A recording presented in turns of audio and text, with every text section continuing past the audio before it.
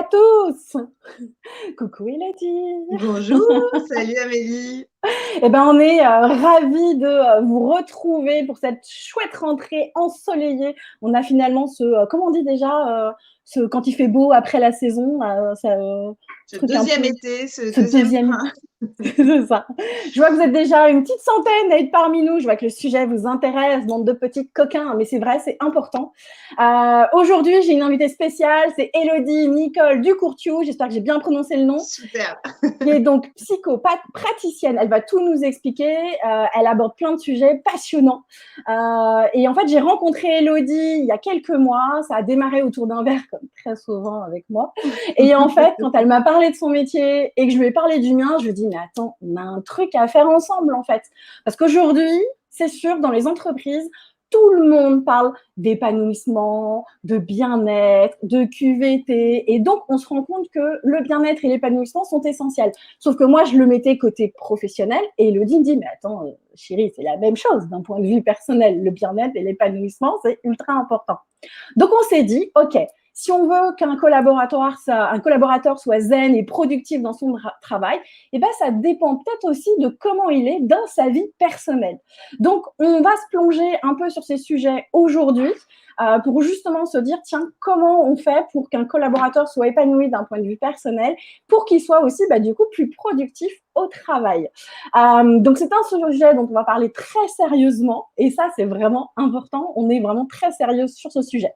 Donc, moi, j'avais envie de démarrer ce live sur le fait qu'aujourd'hui, on le sait, le manque de confiance est très souvent présent chez les collaborateurs et les membres de la famille. On le voit souvent, nous, en coaching avec Philippe. Le fait de s'accepter, de s'aimer, de se savoir aimer, de se savoir soutenu. Ça, je le vois souvent avec les entrepreneurs. Quand ils ne sont pas soutenus par la famille ou par leur conjoint, c'est aussi très douloureux. Et donc, tout ça, ça a un impact sur la vie perso et la vie pro. Du coup, comme on sait que la première préoccupation des Français, ça reste le couple, et ben, j'ai envie de poser et de rentrer cash dans le sujet. Elodie, donne-moi les secrets d'une vie sexuelle épanouie. Alors Amélie, merci pour ta présentation. Je vais juste faire juste un petit laïus sur tout ça. En fait, moi, j'ai une ancienne casquette de 15 ans en RH. Et aujourd'hui, j'ai fait une reconversion depuis 7 ans en tant que thérapeute. Donc, ce sujet, il m'interpelle et il me parle énormément. Donc, je te remercie pour ton invitation. Et puis alors, cette première question, en fait, je crois que d'abord, il faut s'affranchir des clichés. Il n'y a pas d'âge, il n'y a pas de morphologie, il n'y a pas d'emploi, il n'y a pas de mode d'emploi en fait pour faire l'amour. Et le plus important, c'est aussi de partager en fait des bons moments avec son partenaire, d'être dans la relation, dans le moment présent ensemble. Et puis, un truc qui est hyper important, on a le plus de difficultés, me semble-t-il, en tout cas c'est ce que je rencontre en cabinet, c'est de se libérer de toutes les injonctions sociales, de ce qu'on voudrait faire de notre couple et de la représentation de notre sexualité. En fait, Ouais. il faut savoir lâcher prise sur tout ça. Et c'est déjà le premier secret que je peux te donner aujourd'hui. Mais alors, le lâcher prise, moi, j'entends aussi un peu le côté charge mentale qu'on peut avoir aussi en tant que femme, mais aussi que certains hommes peuvent aussi avoir. Comment on peut arriver, du coup, à concilier la vie de couple avec des enfants, avec le travail, avec les animaux, avec les grands-parents dont il faut s'occuper ou les parents dont il faut s'occuper, voire avec une maladie. Comment on peut arriver à concilier tout ça pour arriver justement à être épanoui et productif? En fait, tu parles d'une chose hyper importante, c'est la charge mentale. Donc, il faut savoir aussi prendre soin de soi en premier, en tant qu'individu, donc avoir suffisamment d'estime et de confiance en soi, mais aussi écouter ses propres besoins. Et il y a un deuxième élément qui me semble important, c'est le train-train quotidien, nos habitudes. On est dans un truc où en fait on a une routine qui s'installe et malheureusement on va laisser plus de place à notre vie professionnelle, à notre vie de famille et on en oublie notre couple, notre espace de couple. Donc, il faut trouver ce juste équilibre entre notre vie professionnelle, notre vie personnelle, mais aussi cette vie familiale qu'il y a parfois et qui peut parfois être pesante. Il faut oser aussi, donc du coup, se créer cet espace de couple en se faisant des surprises, en sortant de sa zone de confort. Il faut simplement s'amuser, en fait, jouer ensemble. Il y a plein d'exemples pour ça, quoi. Réserver un hôtel, passer une soirée tous les deux en laissant les enfants à la maison. Essayer de se recréer une bulle du couple pour pouvoir se retrouver tous les deux et également dans son intimité. Ok. Donc, petit message à mon chéri. J'adore les surprises. En plus, je suis en train de mettre des messages. Qu'est-ce qu'il nous met? Alors, qu'est-ce qu'il nous met du coup, mon petit chéri? Il y a eu des études sur le comportement des sportifs en compétition lorsqu'ils avaient ou pas de relation intime avec leurs compagnons, compagnes et compagnons. Eh ben, ça doit effectivement jouer, ça doit être important. Eh ben oui, ça joue vachement sur les hormones, en fait. Il faut savoir qu'en fait, notre corps, c'est lui qui va un petit peu diriger justement tout notre cerveau, notre mental. Et il y a 3 éléments à prendre en compte. Il y a la tête, le corps et les émotions. Si on ne prend pas en charge notre corps, bah, du coup, notre cerveau, il va être au ralenti, il va être un peu en berne, un peu en dépression. Alors que si on commence à lui envoyer des bonnes hormones, eh bien, du coup, on est beaucoup plus efficace et au travail et aussi sur des compétitions, c'est très connu. En fait, là, ce que tu me dis, c'est vrai que on le ressent même dans le discours, c'est valable dans la vie perso comme dans la vie pro, parce que j'aurais pu prendre un extrait de ce que tu viens de me dire et en fait, j'aurais pu le mettre en séminaire professionnel. Ça aurait été exactement la même chose. C'est dingue, en fait. Ouais, c'est ça. La sexualité, en fait, pour moi, quand on vient me voir en cabinet, c'est un symptôme, mais c'est l'arbre qui te cache la forêt derrière. Tu as parlé d'estime de soi, de Ouais. confiance en soi, de valeur qu'on se donne. Si on n'est pas bien dans sa peau, si on n'est pas bien avec soi-même, bah, en fait, on ne va pas être bien avec l'autre. Donc, c'est un premier travail. On vient souvent avec le symptôme et puis derrière, on va aller chercher en fait ce qui se passe pour l'autre réellement. Ok, top. Tout à l'heure, tu disais il faut s'entendre avec son partenaire, il faut se faire des surprises, il faut faire plein de choses. Mais si les deux partenaires n'ont pas envie des mêmes choses, comment on fait? Ça, c'est le sujet délicat. Alors, ce qui est bon, en fait, c'est de réévaluer nos attentes. À 20 ans, on a certaines attentes dans notre sexualité, à 30, à 40, à 60, même à 80 et 90 encore, parce que c'est ignoré, mais en maison de Oui, retraite, on ne travaille plus, mais on a quand même des envies. c'est Et c'est toujours pas les actif, mêmes. hein. Toujours actifs, exactement. J'ai travaillé avec eux, c'est hyper intéressant. Et donc, ce qui est bon, c'est de réévaluer nos attentes, nos besoins, d'en parler, de les exprimer, en fait. Tout ce qu'on peut dire à notre partenaire. Ça veut dire que si j'ai confiance en moi, je peux avoir confiance en l'autre. Et ce que j'ai construit comme histoire avec mon partenaire va me permettre d'avoir cet espace-là, en fait, pour en parler, pour communiquer ensemble. Il faut savoir s'écouter aussi, hein. Il faut savoir Ouais, c'est la entendre base. l'autre. Il faut savoir poser ses limites aussi dans la relation. Il y a des choses que je n'ai pas envie de faire et que pourtant mon partenaire va vouloir. Et il faut savoir le dire et poser ses limites par rapport à ça. C'est Ouais. très important. Et la communication, ouais, elle est valable dans tout, travail, dans le couple. Et je me dis et je le vois dans le couple comme elle est essentielle, notamment quand on accompagne des entrepreneurs. Si la personne n'a pas partagé ce besoin avec son collègue, enfin avec son collègue, moi, tu vois, avec son partenaire, Tu le fais. la fille qui mélange sa vie perso et sa vie pro, ça, tout le monde le sait, en mode no life. Et en fait, l'entrepreneur qui n'est pas soutenu dans son couple et qui n'a pas cette communication, ou quand l'autre ne peut pas lui dire bah, stop, arrête de bosser, reviens à la maison ou quoi que ce soit, c'est vrai que souvent ça part en cacahuète, ça c'est clair. Bah, Donc c'est vraiment important. tu me dis une chose importante, on existe par le regard de l'autre. Ouais. Si l'autre nous regarde avec de l'amour, de l'attention, de la bienveillance, il a envie de nous, s'il est dans le désir de nous-mêmes, ça nous porte aussi et ça nous porte à l'extérieur vers la vie, vers nos projets, qu'ils soient professionnels, personnels. En fait, l'autre nous porte d'une certaine façon aussi. Pas que, Ouais. mais également. Ouais, tout à fait. Donc ça, c'est juste incroyable. Puis alors, à chaque fois, je fais la comparaison avec Philippe, mais parce que c'est facile, quoi. Mais alors, du coup, puisque je fais la comparaison avec Philippe, parce que bon, c'est sûr que nous, plus on bosse ensemble et plus c'est l'extase totale dans tous les sens. Mais parce on a ce côté communication et on a ce côté où on a envie, et tu le disais, on a envie des mêmes choses au même moment. Donc, c'est ça aussi qui nous rejoint énormément. Mais il peut arriver que des hommes et des femmes n'aient pas envie des mêmes choses et du coup, est-ce que ça a un impact sur le côté plaisir? Est-ce que le plaisir d'un homme est différent du plaisir d'une femme? Alors, sur le plan physiologique, pas vraiment, puisque en fait, on a des tétons, les hommes et les femmes, Ouais, et on a, du coup, on est sur le même pied d'égalité sur ces sensations-là. Après, on les développe ou pas. Et on a également des parties génitales. Donc, en ok. fait, d'un point de vue physiologique, en fait, on est vraiment sur un pied d'égalité sur ce sujet-là. Par contre, là où on va avoir une vraie différence, c'est sur l'intellectualisation du plaisir. C'est ce que je te disais tout à l'heure, on est dans la tête, dans le corps et dans nos émotions. Si on va rester que dans la tête, t'imagines la situation catastrophique de penser à son projet qu'on doit finaliser pour demain matin pendant la relation sexuelle. La fameuse liste de Imagine courses. que ça va couper un peu l'ambiance. Ouais, Mais ouais. parfois, malheureusement, ça arrive parce qu'on est en surcharge mentale et donc, du coup, notre plaisir, il est coupé. Il n'est plus dans l'instant présent, il n'est plus dans le moment avec la personne. Donc, c'est ce que je te disais tout à l'heure, c'est d'apprendre à lâcher prise, à être juste dans le moment. Le passé, il est derrière nous et l'avenir, on a plus ou moins de maîtrise dessus. En tout cas, moi, je n'ai pas de boule de cristal. Et donc, du coup, on va pouvoir maîtriser un certain nombre d'éléments, mais pas tout. Donc, à un moment, il faut savoir rester en fait dans ce moment présent.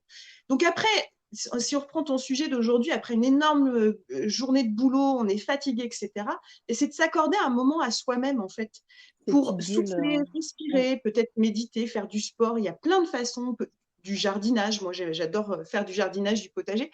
C'est des moments qui me permettent de revenir à moi-même et d'être avec moi-même, d'être dans ce moment présent, à faire quelque chose dans le présent. Et ça, c'est important parce que le plaisir et le désir, il vient de cet endroit-là. Quand on est vraiment en contact avec soi-même, on peut l'être avec l'autre également. Oui, on peut pas être bien avec les autres si on n'est pas déjà bien avec soi-même. Et Non. c'est comme tu dis, ces petites bulles d'intimité, mais personnelles, elles sont essentielles. C'est faut apprendre à être égoïste en fait. Et ça, je le dis souvent en coaching, c'est arrêter de vouloir être la mère parfaite, la femme parfaite. Tout ça, c'est vraiment n'ayez pas peur d'être égoïste et d'avoir ces petits moments rien qu'à vous, comme tu dis, la lecture du potager, c'est juste essentiel en fait. Ouais, Du je coup, te j'ai rejoins mon sur. Excuse-moi, je te rejoins sur l'égoïsme en fait, parce ouais. qu'il y a une différence entre être égoïste et égocentrique. L'égoïste, il va penser d'abord à soi pour être avec les autres. L'égocentrique, il pense qu'à lui tout le temps. Et il y a une confusion de définition là-dessus. Ouais. Et moi, je le recadre très souvent pendant mes séances également avec mes clients, parce qu'ils confondent ça. Du coup, ils culpabilisent de devenir égoïste. Mais en fait, si on veut prendre soin de soi, l'autre jour, je disais, mais c'est un CDI à plein temps et l'entreprise dans laquelle on travaille, c'est la vie. Mm. Donc, c'est un engagement avec soi-même, en fait, de prendre soin de soi-même. Ah, c'est sûr. Du coup, j'ai Philippe qui me propose qu'on arrête le live et qu'on fasse une réunion. Il il prend rien au sérieux. Il adore les réunions. Oui, Et autre thématique, du coup, c'est parce qu'on n'a pas arrêté de mêler du coup le côté vie perso, vie pro, vie sexuelle, vie professionnelle. En quoi aujourd'hui, si on devait, on a peut-être des gens qui nous disent non, mais attendez, là, le sujet que vous avez en train de parler, ça n'a rien à voir, il n'y a rien qui relie le sexe à la vie pro. Bah moi, j'ai envie de dire, si, il doit forcément avoir un impact. Quel est l'impact du sexe aujourd'hui dans la vie professionnelle? bah, si, il y a un impact qui est fondamental, c'est ton énergie, en fait. La sexualité, c'est une énergie. On le rapporte souvent sur le sujet de la procréation, comment on dit ça, d'avoir des enfants, en fait. Et le sujet, c'est aussi ton plaisir et ton désir, en fait. Comment tu Ok. vas l'alimenter et comment cette énergie va circuler à l'intérieur de toi. Cette énergie, je sais pas, moi, quand je me sens plus épanouie, quand j'ai une relation sexuelle après, je me sens, tu es en meilleure santé aussi puisque tu diffuses des bonnes hormones dans ton corps. Physiquement, tu te sens mieux, psychiquement, tu te sens mieux aussi. Donc, il y a plein de choses qui se passent dans ton corps. Et tes émotions, elles sont beaucoup plus positives également.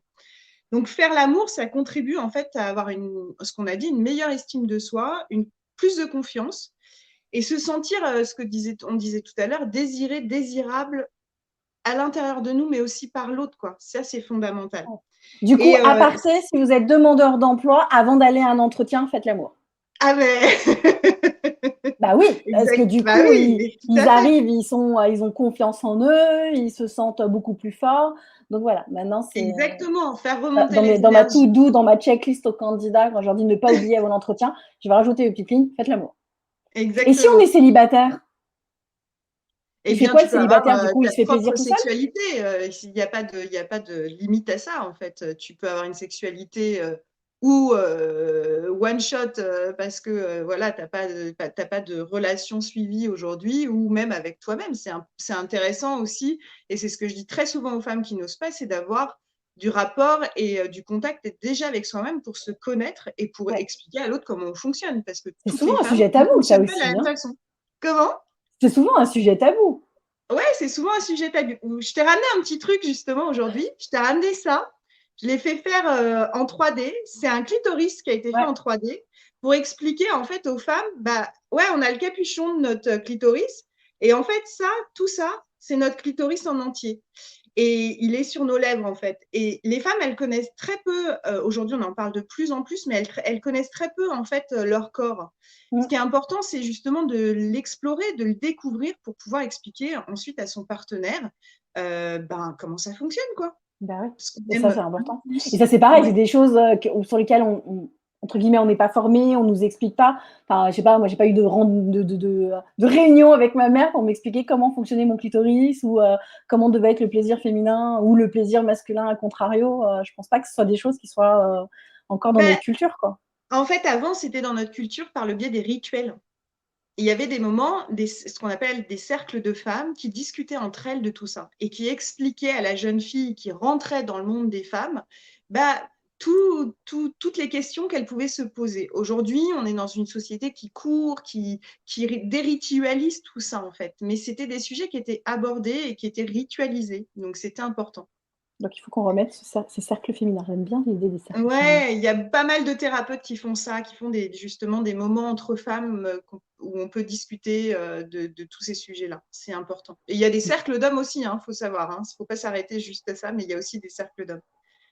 Juste pour te dire que c'est quand même le meilleur anxiolytique. Au niveau stress, ça diminue direct. Quand tu te prends la tête comme ça, que tu fais l'amour avec ton partenaire, bah, d'un seul coup, tout lâche en fait. Tout se. Waouh, ma journée, elle était peut-être merdique, mais là, ça va mieux, quoi. Donc, si avant un événement, on est stressé, on va faire l'amour. Ah, c'est une bonne stratégie. En fait, le sexe peut sauver des vies. C'est ça. En fait, je considère que l'estime de soi, c'est comme une jauge. Ouais, hop, tu essayes de me mettre dans l'écran, tu vois. Et Ouais. l'idée, c'est de faire monter cette jauge, d'en prendre soin. Après, tu l'as fait monter par ta sexualité, tu l'as fait monter par des compliments, tu l'as fait monter par un moment câlin avec tes enfants ou ton mari, ou ton partenaire. Tu l'as fait monter comme tu veux, en fait, par des projets professionnels que tu as réussi. L'idée, c'est de faire monter la jauge pour gagner en confiance en soi. Et la confiance en soi, c'est de monter des steps. Tu montes chaque marche au fur et à mesure et tu apprends tous les jours. La confiance en soi, c'est pas un truc linéaire. Waouh, j'ai Ouais. confiance en moi. C'est quelque chose, un apprentissage de la vie tous les jours. Donc, Ouais, qui se construit et qui l'idée, se c'est maintient aussi. d'entretenir ça, quoi. Ouais. Hein? Ok. C'est la confiance, ça se construit et après, il faut effectivement la maintenir. Donc, Exactement. et ça Donc, la commence par la sexualité, ça en connaissance fait de soi. partie. Ça en fait totalement partie. Ok. Et on va partir du principe qu'on aime le sexe. D'ailleurs, alors moi, j'ai rencontré des gens qui me disaient ne pas aimer le sexe et ne pas vouloir faire l'amour et que ça ne leur manquait pas. Mais du coup, j'ai plein de questions qui me viennent. Mais si pour ceux qui aiment le sexe, qui aiment avoir du plaisir et qui aiment aussi donner du plaisir, mais ça peut arriver aussi que ça se fasse sans orgasme. Est-ce qu'il y a une recette pour atteindre l'orgasme à tous les coups ou pas? Non, non, Non? surtout pas. Parce que si tu considères qu'à tous les coups, il faut que tu aies un orgasme, tu te mets de la Ah, tu te mets la pression. pression. Ouais, ça sert à Et rien, du ça, coup, c'est pas c'est bon. surtout que tu te mets un objectif dans quelque chose qui se vit sur le moment présent. Donc déjà, tu n'es plus en phase avec toi-même, tu es dans l'objectif, le prochain avenir, c'est-à-dire l'orgasme que ma femme va atteindre ou que moi-même, je vais atteindre. Donc, et tu peux être même dans la déception parce que ça ne risque pas de fonctionner. Donc l'idée, c'est surtout pas de performance, surtout pas. L'idée, c'est d'être juste être avec soi-même, dans la complicité, le contact avec l'autre. C'est en fait une subtile alchimie, c'est quelque chose d'extrêmement délicat en fait, la sexualité, l'intimité entre deux personnes. Et c'est pas une fin en soi en fait d'avoir un orgasme. Il y a tout ce qu'il y a eu avant qui peut permettre en fait d'être dans le lâcher prise et dans le bien-être. On peut juste passer une soirée à se faire des massages et c'est très bien comme ça. Et tu C'est bien disais au ça. début, il y a des personnes qui n'ont pas de sexualité. Oui, et Ouais. il y a des couples qui n'ont pas de sexualité et c'est OK. l'idée, c'est ce que je disais au début, il n'y a pas d'injonction sociale, il n'y a pas d'obligation à avoir une sexualité. Si le couple, il est très bien comme ça, c'est parfait. Il n'y a aucun jugement à cet endroit-là. Chacun fait comme il le sent et comme il le ressent, comme il le veut, en fait, dans son couple et dans son intimité. Ok. Donc même un couple où il n'y aurait pas d'actes sexuels peuvent arriver quand même à avoir ces mêmes plaisirs, ces mêmes sensations, ce même lâcher prise qu'un couple qui ferait l'amour en fait. Bah ouais, parce que S'ils arrivent à se synchroniser sur leurs tout ton plaisirs et corps, leurs c'est ta besoins, ils zone peuvent y arriver. érogène. Ok. On focalise souvent sur notre sexe. Mais en Ouais. fait, tout ton corps est la zone érogène. Et il y a des endroits qui sont plus sensibles que d'autres pour certaines personnes. Alors, on va dire, ah oui, c'est les fesses. Non, non, non, non. Moi, ça peut être le cou, ça peut être au niveau des bras. J'adore être massée sur les épaules. Il y a des choses qui vont te stimuler plus que d'autres. Les pieds, par exemple, pour certaines personnes, c'est des super zones érogènes. Donc, en fait, se focaliser uniquement sur le sexe, l'attribut sexuel, bah, c'est déjà se cloisonner une partie de sa sexualité, de son intimité avec l'autre. Comme en entreprise, la personne qui se concentre uniquement sur les résultats, alors qu'il y a tout le travail qui a été fait en amont, tout le partage peut-être avec les collègues, qui doit aussi procurer du plaisir. Donc en fait, le cheminement est exactement le même. Bon, alors on va rester un peu sur ce côté un peu coquin. Si on a envie d'agrémenter un peu les ébats, on entend beaucoup de choses autour des aliments aphrodisiaques. Qu'est-ce que tu en penses, toi? Ouais, il y a des médecines chinoises en fait qui te disent mangez du chocolat noir, prenez du gingembre. Il y a quoi? Il y a le céleri, il paraît aussi, les huîtres, enfin tout ce que tu veux. Il y en a sûrement d'autres que je connais pas. Euh, alors, c'est vraiment un point de vue personnel, j'y crois pas trop en fait. Ce que je crois surtout, c'est le contexte dans lequel tu vas être en fait. Moi, je travaille beaucoup en atelier sur les 5 sens. Ben, créer un environnement dans lequel tu vas te sentir bien. La luminosité, mettre de la musique, peut-être aussi un parfum ou une bougie qui stimule en fait l'odorat. On peut jouer avec de la nourriture, ça c'est connu, ou un Ouais. glaçon. Et puis il y a tout l'aspect en fait du toucher. Donc si tu stimules tes 5 sens, tu es dans le lâcher prise. À un Ok. moment, en fait, ton corps, ton cerveau, il va plus comprendre ce qui se passe. Et justement, l'intérêt, c'est de plus comprendre, quoi. C'est juste de profiter. Et plus tu vas stimuler ça, plus en fait, vous allez être bien tous les deux, quoi. C'est l'essentiel en fait. Ouais, c'est de créer son environnement et puis de jouer, quoi. On est des gamins à cet endroit-là, hein. Clairement. Des gosses. Euh, Tu connais mon attachement pour l'insertion des candidats depuis 45 ans. On avait un petit peu discuté. Ça, c'est avec notre structure Boost Me Up. Ouais. Et on a parlé tout à l'heure de la libido, justement, des personnes seniors, mais même après 45 ans. Est-ce qu'à un moment donné, j'arrive même plus à prononcer le Yeah. mot, la libido diminue avec l'arrivée de la ménopause? Parce que c'est des sujets, je sais que c'est Alan qui a beaucoup, l'assurance Alan qui a beaucoup parlé de la ménopause. On en a discuté, j'ai fait des lives aussi avec eux sur le sujet, en disant que la ménopause, c'était un sujet qui était personnel, mais qui était aussi traité dans le monde de l'entreprise. Parce qu'une personne qui est ménopausée, il faut aussi pouvoir l'accueillir pendant ces moments-là dans l'entreprise et peut-être adapter son temps de travail. Mais du coup, comment ça se passe par rapport à l'âge, toi, avec ton expérience? C'est sûr qu'on sait que, alors, le sujet d'un homme, non, puisque c'est quelque chose qui dure et perdure. La femme, oui, la ménopause, elle va à un moment, en fait, provoquer des fluctuations hormonales, des changements de corps, des changements d'humeur. Les émotions sont bousculées. Donc, le sommeil aussi, enfin voilà, c'est une étape qui n'est pas forcément évidente pour les femmes. Ça s'accompagne, donc c'est super qu'en entreprise, vous puissiez le faire parce que je pense que ça a un véritable impact dans la vie professionnelle et personnelle d'une femme. C'est vraiment 2 sujets. Mais en fait, je te dirais que si à un moment, ton désir sexuel, il n'y a pas que cet aspect de transformation physique, il y a le psycho aussi. Et comme Okay. on a dit, je te le répète, en fait, si tu entretiens ton estime de soi, ta confiance en soi, tu vas trouver du sens à avoir ce plaisir-là et cette sexualité et à la maintenir en fait dans ta vie. L'idée, c'est vraiment, moi j'ai toujours cette image de dire c'est comme une énergie que tu entretiens, quoi. Ça fait partie de ton corps et ça fait du bien, quoi. Ça fait vraiment du bien. Donc, si ça te fait du bien, pourquoi arrêter? Alors, c'est sûr que ça va demander peut-être plus d'efforts, plus de travail sur soi-même, mais au final, ça va continuer à entretenir en fait ton désir, ton imaginaire, tes fantasmes, tes envies, et tout ça, ça va pas pouvoir te maintenir en fait dans une vie avec ton partenaire aussi. OK. Quels sont les conseils qu'on pourrait donner à une femme justement qui rentre un peu dans la ménopause? Parce que tu parlais de justement le côté de l'estime, la confiance, Mmh. parce que c'est souvent ce moment-là où du coup, elle prend conscience qu'elle va plus pouvoir avoir d'enfants et je sais que Oui. pour beaucoup de femmes, c'est très douloureux. Mmh. Quels conseils on pourrait donner justement à ces femmes qui, découvrent ça et pour qu'elles le vivent mieux?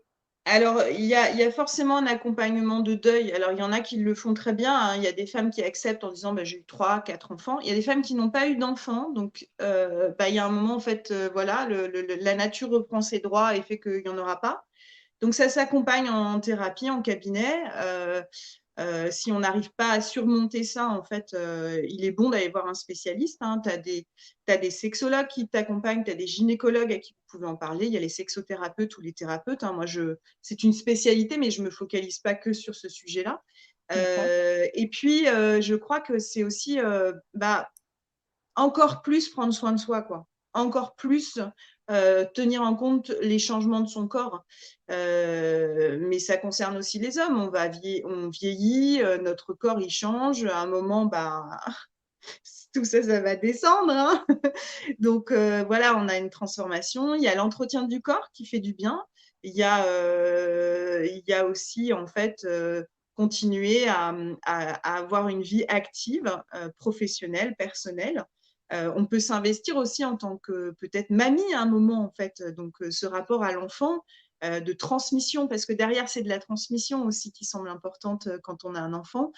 C'est de transmettre ce qu'on a appris, ce qu'on vit, notre expérience de vie, le travail qu'on a accompli, etc. Donc Et changer de rôle en fait voilà, de d'un point de vue changer de rôle personnel. et du coup, de passer de maman à peut-être un jour grand-mère, et ça continuera d'une autre façon. Et je vois plein de mamies hyper épanouies quand elles ont Oui, leurs petits-enfants. Donc il y a une autre façon aussi de jouer son rôle de grand-maman. On dit la grand-maman, justement. ouais. Et est-ce que tu penses qu'une femme devrait en discuter? Alors là, je fais appel un peu à l'ancienne RH que tu étais. Est-ce que c'est un sujet qu'il faut aborder en entreprise, justement la ménopause? C'est alors, je pense que c'est un sujet qui peut être abordé peut-être avec le psychologue du travail, tu vois, qui va pouvoir remonter ça en RH, garder une sphère un peu intime quand même, parce que c'est délicat. Mais je pense que oui, ça peut être un sujet qui peut aborder, qui est complètement tabou aujourd'hui, hein, Mmh, comme le cycle des femmes, hein, qui est ouais. complètement tabou, alors que 1 ou 2 jours par mois, franchement, ça fait du bien quand ça nous arrive. Donc effectivement, c'est des choses qui évoluent aujourd'hui dans l'entreprise et je pense que ça doit être pris en compte. Oui, on part pas avec les mêmes attributs entre les hommes et les femmes et que parfois c'est pesant. Donc il y a plein de maladies chroniques qui sont prises en Mmh, charge en RH, hein. Je sais très bien que sur les RQTH, etc., tu as des prises en compte ouais. là-dessus. Pourquoi pas la ménopause? C'est une question, c'est un vrai sujet qui peut être abordé. Ça, c'est un vrai sujet, on pourrait en Mmh. reparler, sans problème. Hem, Autre question, du coup, comment on peut aborder ce sujet avec son mari ou avec sa femme? Parce que, à un moment donné, on parlait d'échange, de communication, mais, si un des 2 n'est pas épanoui ou si un des 2 veut quelque chose un peu plus personnel et justement veut un peu plus sa bulle, comment on fait? Est-ce qu'il y a une Alors, petite recette, une petite technique pour que l'autre ouais, ne se j'ai vexe un pas? truc à te partager aujourd'hui. J'ai Ah! un truc que je propose très souvent aux couples, que je trouve très sympa. Je vais juste déjà te dire une chose, tout ce qui ne s'exprime pas s'imprime dans notre corps. Attends, redis-moi ça, tout ce qui Tout ce ne qui ne s'exprime pas ouais, s'imprime dans notre corps. OK. On va bloquer quelque chose chez nous et du coup, à un moment ou à un autre, ça va ressurgir. Le Donc il corps est va vouloir préférable. l'évacuer à un moment donné. Voilà, il est préférable, alors on n'a pas besoin d'évacuer en tu vois, en mode conflit, tout truc, et puis tu fais rien pour moi, etc. On peut avoir une communication, ce qu'on appelle très communément la communication non violente, Ouais. exprimer son besoin. Mais pour exprimer son besoin, il faut savoir déjà de quoi j'ai besoin. Donc, Ouais, il il faut en faut avoir conscience me déjà. connaître. Il faut que ça parte de moi. Il faut que je connaisse mes valeurs. Il faut que je connaisse mes limites. Il faut que je sache de quoi j'ai besoin. Ouais. La vraie question, c'est ça, c'est de quoi j'ai besoin. Si je ne sais pas de quoi j'ai besoin, comment je peux le dire à l'autre, mon attente et faire une demande auprès de l'autre. Alors, moi, j'ai un truc à vous proposer. Vous l'essayerez si vous avez envie ce week-end. Vous prenez le temps. Vous partez en balade en forêt ou sur la plage ou en tout cas en contact avec la nature. Vous partez Ok. tous les deux, partenaire à partenaire, et il y en a un qui va parler pendant, allez, 15 minutes. Normalement, c'est 20, 30, mais bon, on va déjà dire 15 minutes. Et l'autre, il dit rien. Il se tait, il écoute. Il n'a Ok. droit de faire aucun commentaire. Et le partenaire qui commence, il va raconter la plus belle expérience sexuelle qu'ils ont eue tous les deux. On ramène pas les anciens Ah non, moi alors. sinon Alors le l'exercice, jour où j'ai pris mon pied, c'était avec Mathieu. Ah mince. c'est ça. On va On éviter. oublie. Une fois qu'on a raconté tout ça, on ne dirait toujours rien et on inverse les rôles. L'autre raconte son histoire, de sa meilleure expérience, de ce qui lui a plu, de ce qu'il aime le plus avec l'autre, d'un de ses souvenirs. Et pendant un quart d'heure, le deuxième partenaire écoute également. Et après, vous avez le droit d'échanger. Et ben, tu vas voir, c'est un truc qui est extraordinaire, qui est magique, parce que ça raconte plein de choses sur soi. Et ça permet de parler de ses fantasmes, de ce qu'on a aimé dans son couple, plutôt que de se dire ouais, j'en ai marre, tu fais pas ça. On est tout le temps en train d'essayer de charger l'autre Ouais. ce qu'il ne fait pas. Mais pourquoi on ne commencerait pas à dire ce qu'il fait de bien? Ça nous fait du bien. Et du C'est coup, que ça, c'est valable en management aussi. Hein. oui, quand on fait un feedback, on dit toujours je commence par ce que tu as fait de bien, 2 points d'amélioration et globalement, c'était top. C'est juste les fondamentaux du feedback, quoi. Et bien là, c'est la même chose. Utilisez vos outils de management. Alors, ne jouez pas au manager, soyez dans la relation. Mais en tout cas, utilisez vos outils de feedback, de retour d'expérience pour justement dire, bah ouais, il y a ça qui est canon. Maintenant, est-ce qu'on pourrait aller vers ça? Est-ce que tu en as envie, pas envie? Est-ce que ça te convient? Par contre, fondamentalement, je vous le dis, écoutez vos limites. C'est pas parce que l'autre a un désir, un fantasme, que vous devez l'accepter. Et je vais vous raconter un truc, tous les fantasmes ne sont pas bons à réaliser. Parce que le fantasme, il est très souvent là-haut, et quand on le réalise, il est très souvent là. C'est notre imaginaire. On est un gosse de 5 ans. Alors avant, on se racontait des histoires sur oui, oui, la belle au bois dormant et tout ce qu'il y a, et maintenant, on se raconte des histoires de sexe et de nos envies, de nos fantasmes. Et ben nous, on a un gosse de 5 ans et on se raconte des histoires et on va un peu trop loin des fois parce que le gosse de 5 ans, il n'a pas trop de limites, tu vois, il ne sait pas trop comment s'arrêter. Donc, il y a un moment, il faut savoir dire à son partenaire, OK, je veux bien faire cette expérience, mais par contre, le contrat, c'est qu'on s'arrête là. J'ai pas envie d'aller plus loin, ça me donne pas envie de faire ça. Et là, on commence à poser ce qu'on appelle un genre de contrat ensemble, en fait. Le contrat de comme un contrat de mariage, eh bien, on a le Ouais. contrat de notre sexualité. On est d'accord tous les deux sur ce qu'on a envie de faire ou non. Alors j'ai des messages de Maya. Qu'est-ce qui nous met? Bien sûr, mais la réalité fait que les femmes renoncent souvent au sien, je pense qu'elle parle du plaisir, en faveur de la relation personnelle et je souhaite une égalité dans ce soutien et épanouissement mutuel. Ouais, je suis d'accord avec toi. Effectivement, très souvent, les femmes nous rapportent que c'est plutôt le désir de l'homme qui va primer avant celui de la femme. Ouais. Ça parle de limite. Ça parle de limite et de ce qu'on accepte. Alors, dans une relation, en communication, on dit c'est 50-50 de responsabilité. Il y a la relation 100%, tu as 50% de ta responsabilité et 50% de l'autre.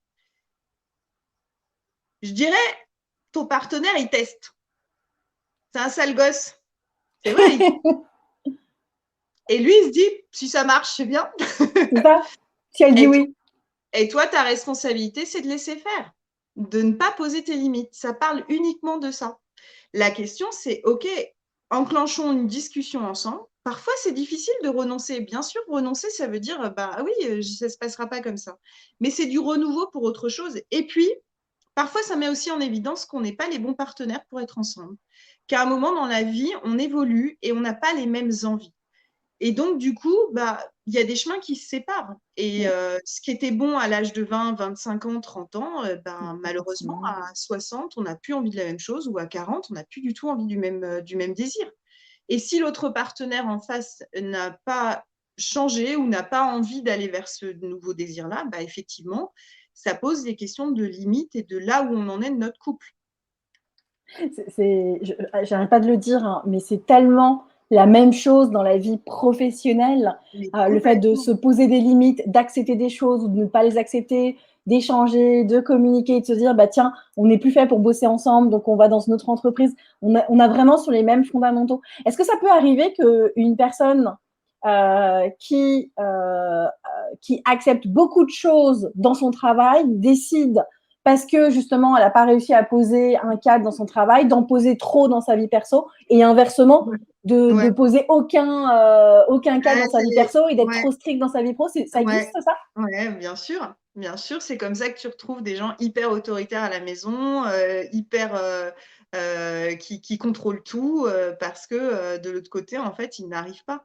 Tu as tout à fait raison sur ce raisonnement-là. Et inversement, hein, des gens qui sont très très cool et de l'autre côté, en fait, tu les retrouves et tu te dis waouh, c'est pas la même personne. Moi, je dis souvent que j'ai quitté le milieu de l'entreprise, mais pour moi, le milieu de l'entreprise, c'est un autre monde, hein. Tu ne retrouves pas les mêmes personnes à l'extérieur et dans le milieu de l'entreprise. Tout le travail qu'on a à faire en tant qu'être humain, c'est gagner en cohérence et en alignement de soi-même. Mm. C'est-à-dire, ce que je dis, je le fais et je le suis. Et ça, c'est un vrai travail sur soi. Pourquoi d'un seul coup je devrais devenir hyper autoritaire et contrôlant au boulot parce que j'ai une équipe à gérer, que je suis un manager et que je dois obtenir mes objectifs. Et quand tu es à la maison, d'un seul coup, tu es le plus cool des papas et tu es hyper sympa avec ta femme. Donc ça existe à l'intérieur de toi. Pourquoi ça n'existerait pas dans l'entreprise, quoi? J'avoue que c'est juste, on pourrait continuer à en parler pendant des heures. Je suis passionnée par ce sujet et parce que je me dis que les fondamentaux, autant on parlait de management, je m'imagine en fin d'année sortir ma grille d'évaluation d'entretien. Bon alors mon chéri, ce soir, on va faire un petit entretien d'évaluation de notre vie sexuelle. Mais parce que je me dis qu'en fait, les outils, les mécanismes, le bon sens, moi j'adore utiliser le terme de bon sens dans la Ouais. vie pro, mais en fait c'est la même chose dans la vie perso. Parce qu'en fait, parce qu'on recommande à tout le monde, voilà, c'est comme tu disais, c'est l'échange, c'est la communication, c'est de penser aussi à son plaisir à soi, d'apprendre à se connaître soi. Et aujourd'hui, on le voit avec le confinement, on en a plein qui ont vrillé et qui ont décidé de se reconvertir, d'aller élever des poules dans le Larzac ou que sais-je, et de se dire, bah non, attends, avant d'aller faire ça, on va t'aider à mieux te connaître. Et en fait, limite, ça devrait être obligatoire, ce genre d'introspection, à la fois personnelle et professionnelle. Se dire Ouais. aujourd'hui de quoi tu as envie dans ta vie perso et dans ta vie pro pour que ce soit aligné. Moi, je parle souvent du carré de vie en fait en coaching où il faut qu'il y ait un alignement entre ta vie perso et ta vie pro et qu'il n'y en ait pas un qui grignote sur l'autre. Et je me dis que ouais, on devrait presque parler cul donc, quand on parle de ce carré de vie en fait. C'est une des énergies, mais c'est pas la Bah seule. ouais, Mais mais moi, je c'est parle. une énergie qui est importante. C'est quoi Ouais, les autres exact. énergies? Du coup, tu me dis c'est une des énergies. Du coup, c'est quoi les autres? Qu'est-ce que ça T'as pourrait être d'autre? l'amour, bah, t'as L'amour, l'amour, ouais. t'as l'énergie de vie, t'as l'énergie de mort, même si on n'aime pas celle-ci, elle existe et elle doit être prise en C'est compte. quoi l'énergie de mort? Eh bien, c'est ta capacité à accepter la fin des choses, en fait. L'énergie, c'est faire le deuil de, par exemple, ton travail. Quand tu dis, bah oui, ce travail-là, il ne me convient plus. Très souvent, ceux qui ne veulent pas lâcher, c'est qu'ils ont du mal à mettre fin à quelque chose. C'est ta responsabilité, en fait, à un moment d'être dans ce travail-là, quoi. Moi, j'ai toujours dit, quand j'étais manager d'une équipe, si tu n'es pas content, pars, ça me fera plaisir. Je le Mais dis tout pas le parce temps. que j'ai envie de te virer, parce que tu vas t'épanouir ailleurs que chez moi, en fait. Moi, je Ouais. n'avais pas envie d'avoir des collaboratrices ou des collaborateurs qui me fassent la gueule parce qu'ils ne sont pas heureux d'être avec moi. Moi, je voulais juste avoir des collaborateurs qui s'éclatent dans nos projets et qui se disent « Ouais, je suis à la bonne place, en fait. » Mais c'est de ta responsabilité de rester à cet environnement-là, dans cet endroit-là. Si tu n'es pas heureux, c'est que ça ne te convient pas. Et en fait, on ne peut pas répondre à tout le monde. Chacun va être à une place qui va lui être attribuée, qui va lui convenir.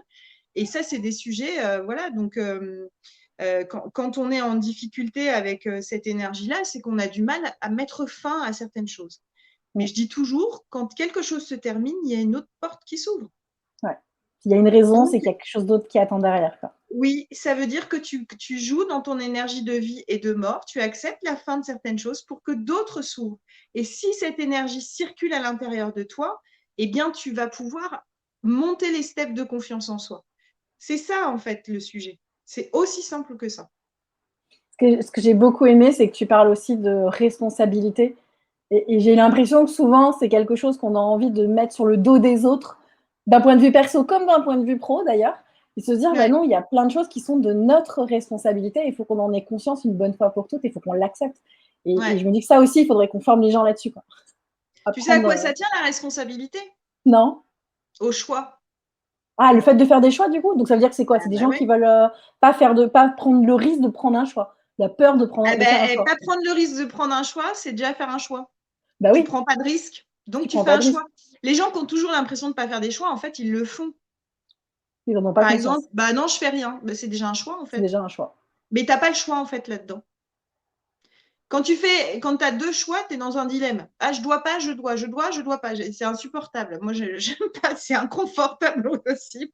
J'aime pas être dans ces endroits-là. Donc, qu'est-ce que je fais? Je suis à la troisième voie, je choisis la troisième possibilité. Et là, d'un seul coup, il y a un truc qui s'ouvre à moi et je me dis, ah, là, j'ai le choix. Quand j'ai trois choix minimum, je commence à avoir le choix et je peux prendre ma responsabilité, je peux prendre des décisions par rapport à ce que j'ai envie de faire.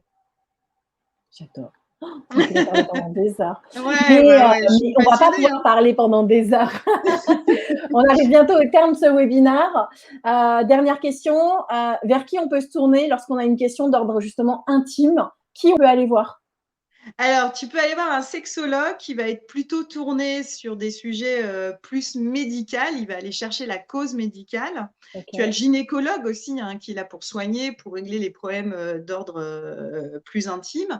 Et puis là, il y a le sexothérapeute. Lui, il a une autre posture. Il est plus sur l'aspect psychologique. Donc, en fait, une fois que tu as écarté tout ce problème médical et que tu dis, OK, en fait, j'ai un dysfonctionnement, j'ai des douleurs, j'ai des pannes, j'ai des choses comme ça, le psychothérapeute, le sexothérapeute, lui, il va aller justement derrière cet arbre, chercher la forêt pour aller voir tout ce qui se passe derrière toi et Et qui ça, c'est fait, toi. et ça c'est moi, tout ce qui fait qu'on va travailler très souvent sur l'estime de soi, la confiance en soi. Les gens qui viennent me voir, ils sont toujours un peu surpris et je lui dis, mais le problème, c'est pas votre symptôme. Le problème, c'est ce qu'il y a derrière vous depuis des années avec vos blessures d'enfance, vos croyances limitantes sur vous-même, votre perte de confiance en vous parce que vous venez de perdre votre papa, votre maman, vous perdez votre boulot, vous êtes au chômage, comme tu disais tout à l'heure, mais Ouais. j'ai pas ma sexualité, elle est en berne. Donc, c'est bien une énergie qui parle de quelque part. Et moi, je travaille beaucoup sur l'estime et la confiance en soi parce que c'est des sujets qui permettent de remonter la pente, de regagner de l'estime et de la valeur. Quelle valeur on se donne à soi-même. Et C'est très donc, quand important. des fois, il y a des événements de la vie, on a l'impression que c'est anodin. Et j'interroge toujours ces événements de la vie. Depuis quand, en fait, c'est arrivé et à quel moment et qu'est-ce qui s'est passé à ce moment-là. Et très souvent, ça tombe dans des endroits où on a négligé en fait ce moment-là. Et c'est celui-là qui nous amène le symptôme sur notre corps. Alors, on peut parler de sexualité, mais de mal de dos, de mal de tête, de tout ce que tu veux, qui fait que c'est pas géré au niveau émotionnel, c'est pas traversé au niveau émotionnel, ce qui fait que ça crée des blocages. Et le corps, il est hyper intelligent pour te le rappeler. La gestion des émotions, c'est un sujet aussi, je pense qu'on pourrait faire un live là-dessus, Ah, tellement avec grand c'est, plaisir. bah, écoute, ouais, on va prendre date, pour Ah faire ouais. un live spécial gestion des émotions parce que je pense que ça peut, intéresser beaucoup de personnes parce que c'est pareil, ça va se faire à la fois intime et privé donc c'est Ouais, exactement. Ça, essentiel. j'adore ce sujet-là. Eh ben, écoute, c'est parfait. Le petit mot de la fin, on l'a bien compris. Lorsque c'est possible, le fait de prendre soin de sa vie affective et sexuelle de couple est un pilier dans l'équilibre individuel.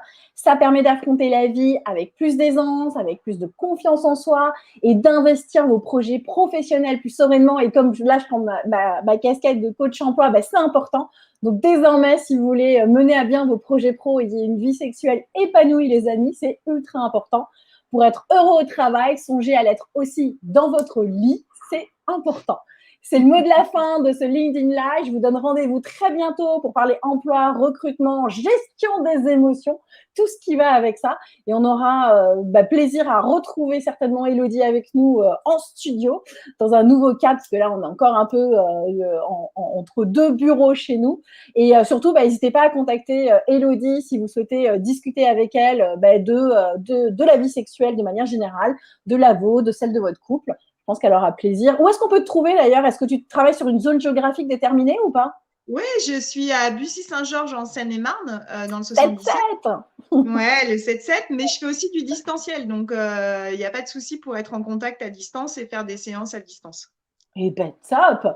Eh ben merci à tous les amis. Je vous souhaite un excellent jeudi, parce qu'on est jeudi, Ouais. et je vous donne rendez-vous très bientôt pour un prochain live. Ciao, ciao. Ciao, ciao. Merci Amélie. Bye bye à tous.